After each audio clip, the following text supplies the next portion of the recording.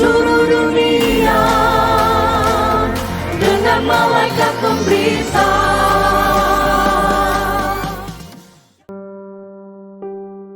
Bergantung pada petunjuknya. Percayalah kepada Tuhan dengan segenap hatimu, dan janganlah bersandar kepada pengertianmu sendiri. Akuilah Dia dalam segala lakumu, maka Ia akan meluruskan jalanmu. Amsal 3 ayat 5-6. Ada lebih dari sekadar proses berpikir biasa yang kita lakukan, menebak-nebak, dan bahkan ketergantungan pada para ahli yang seringkali mengecewakan kita dalam hidup ini.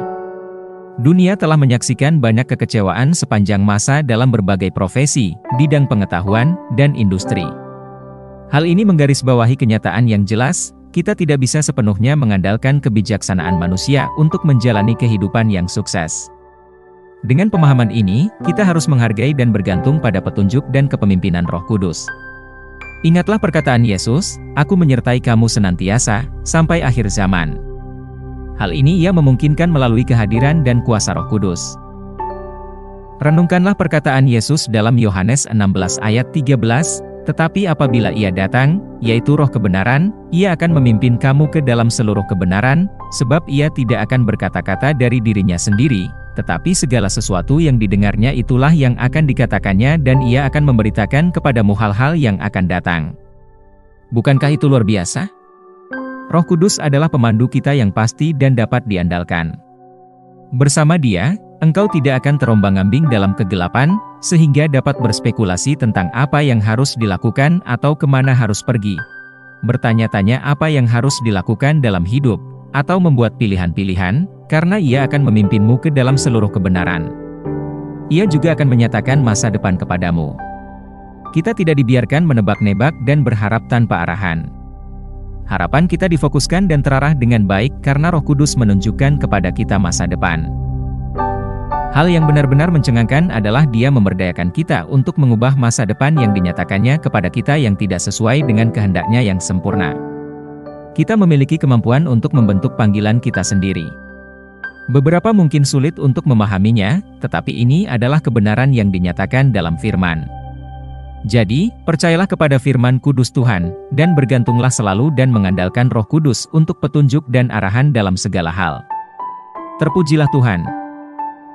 Mari kita berdoa. Ya Bapa yang terkasih, aku bersyukur atas Roh Kudus yang diberkati, yang membimbingku ke dalam seluruh kebenaran, menunjukkan kepadaku realitas-realitas yang menakjubkan, indah, dan mulia dalam kerajaan-Mu serta cara untuk menikmatinya. Aku selalu mengandalkan dan bergantung padanya untuk petunjuk dan arahan dalam segala hal, dalam nama Yesus. Amin. Ayat renungan hari ini terdapat dalam Amsal 3 ayat 5-6, AMPC, Yeremia 29 ayat 11. Kami yakin Anda telah diberkati dengan renungan Rhapsody of Realities hari ini. Bagi siapapun Anda yang ingin menjadikan Yesus Kristus sebagai Tuhan dan Juru Selamat bagi hidupmu, silahkan mengucapkan doa berikut ini bersama-sama dengan saya. Ya Tuhan Allah, aku datang kepadamu dalam nama Yesus Kristus. Firman-Mu mengatakan, barang siapa yang berseru kepada nama Tuhan akan diselamatkan. Kisah Para Rasul 2 ayat 21. Aku meminta Yesus masuk dalam hatiku menjadi Tuhan bagi hidupku.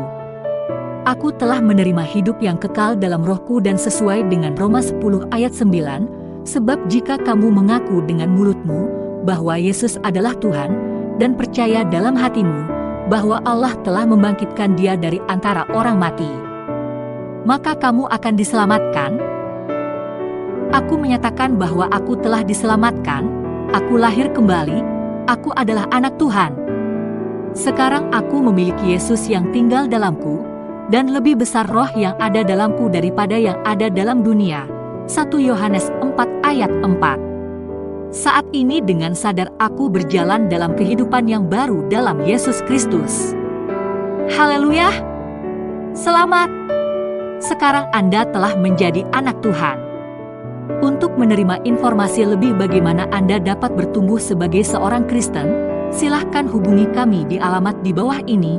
Tuhan Yesus memberkati.